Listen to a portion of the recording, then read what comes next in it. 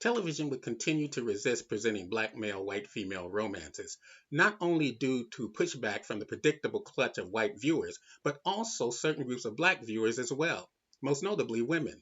This was somewhat tribal in nature because they felt that their white counterparts were stealing from an already limited stock. Denzel Washington would refer to this as one of the reasons why he is never seen romancing his white female co stars in any of his movies. Strangely enough, this puts them on the same page as white racists who believe that we all should stick with our own kind.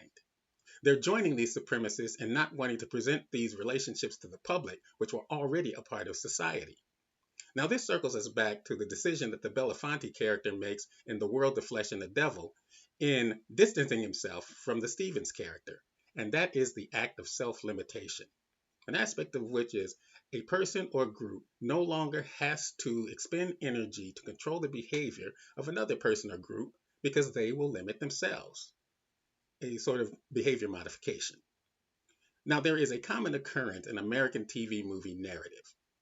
An attractive male and an attractive female in the same story will sooner or later wind up together.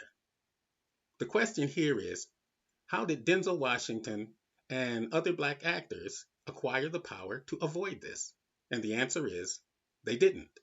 Producers are only too happy not to have to deal with the racial fallout.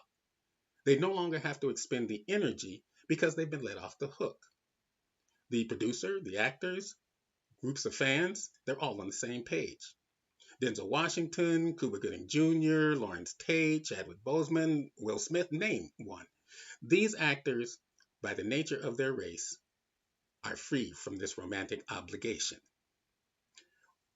From the early 70s, over the next 3.5 to 4 decades, the black male, white female romance would dot the entertainment landscape, usually falling into one of several narratives. The relationship is a one-shot used to send a social, political message or shock value. The relationship starts and ends tragically. The relationship starts, and for various reasons, it just ends.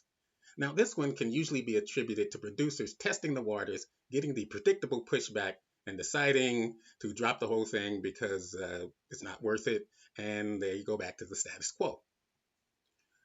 This last one is that the couple are presented full blown, already settled.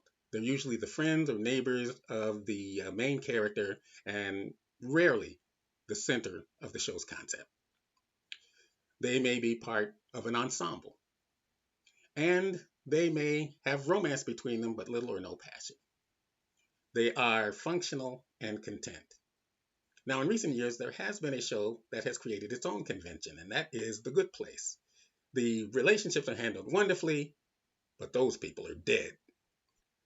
Over the entire history of American television, the number of black male, white female romances that have lasted more than a few episodes is small.